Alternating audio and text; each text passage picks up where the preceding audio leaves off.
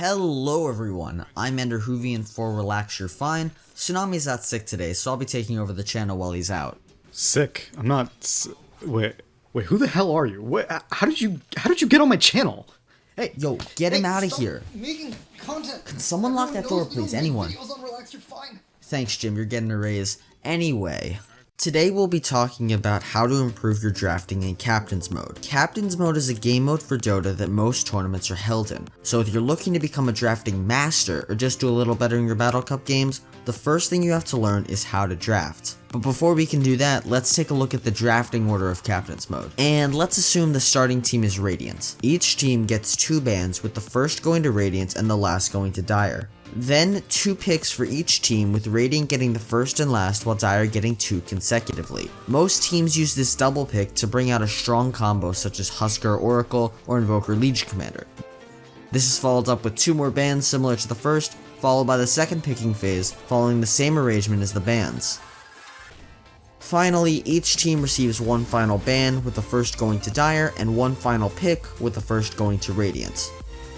So now that you know how drafting in Captain's Mode works, let's get into what it takes to be a good drafter, starting with knowing your counters. The first thing you need to understand is the counters and synergies of any hero or lineup you run. Now, this will take some time and dedication. You should work on committing common counters to your favorite heroes to memory. A great tip for this is to run the same hero you want to learn 10 times in a row, ignoring everything else about your draft. You might lose 9 out of 10 of those games, but at the end of it you'll have a good idea of what your hero counters and is countered by. After learning how more heroes match up with others, you'll also need to know the counters to your team as a whole. Now, to keep it simple, I'll reduce all lineups to 3 different playstyles. There are essentially only offensive, defensive, or greedy teams.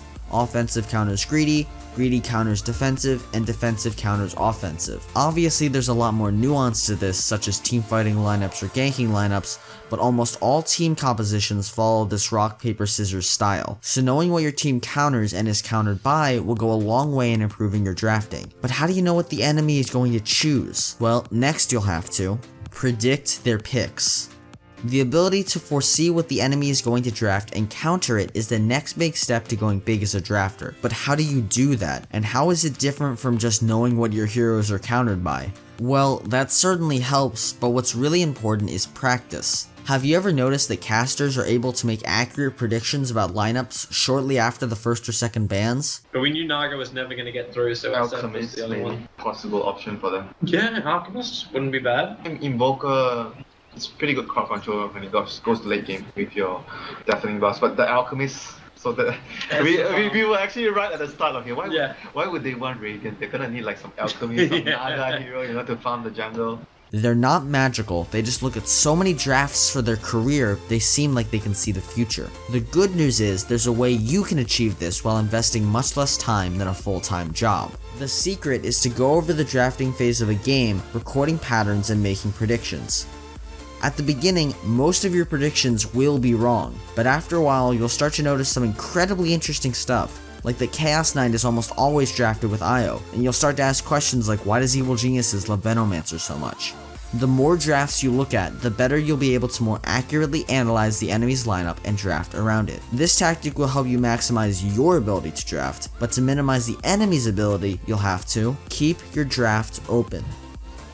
Keeping your draft open is the act of concealing your lineup's nature until the very last hero. Wing's got an X, it's a sort of mid-band right now. This is aggro lane for sure. This is the #1 difference that separates above average drafters from legends. With every hero you choose, the enemy gets more answers to questions like, when do they want to end the game? What roles are they missing? And most importantly, how are they laning? But if there was a way to avoid that and leave their questions unanswered until they've drafted themselves into a corner, you would always be one step ahead of them. The key here is to choose open heroes that can take multiple roles and to bait the heroes you want banned with them. A great example of this is Silencer. In high level games, he's run as a support, a carry, offlaner, mid, and sometimes even as a roamer. The enemy will have to guess what you think he is and ban accordingly. Even if they get it right, it doesn't matter, because you still have the chance to change your lineup. And boom, with 1 or 2 more heroes of equal openness, you've concealed your draft while wasting enemy bans. For a next level maneuver, you should consider going with heroes that are countered by the ones that they banned. Be cautious though, the enemy has the exact same ability to employ this strategy. It all comes down to who's more secretive and who's really bluffing. Against top tier teams, you can even study their drafting phase specifically and learn what heroes they use to bait with and what heroes they rely on. But really, that's all there is to it, guys. Now I'll let Tsunami back in for the outro. You know, it's tough being a single father to all you loyal subscribers, so hopefully you guys enjoyed this guest feature. If you did, please voice your thoughts in the comments below and, well, we may just do it again.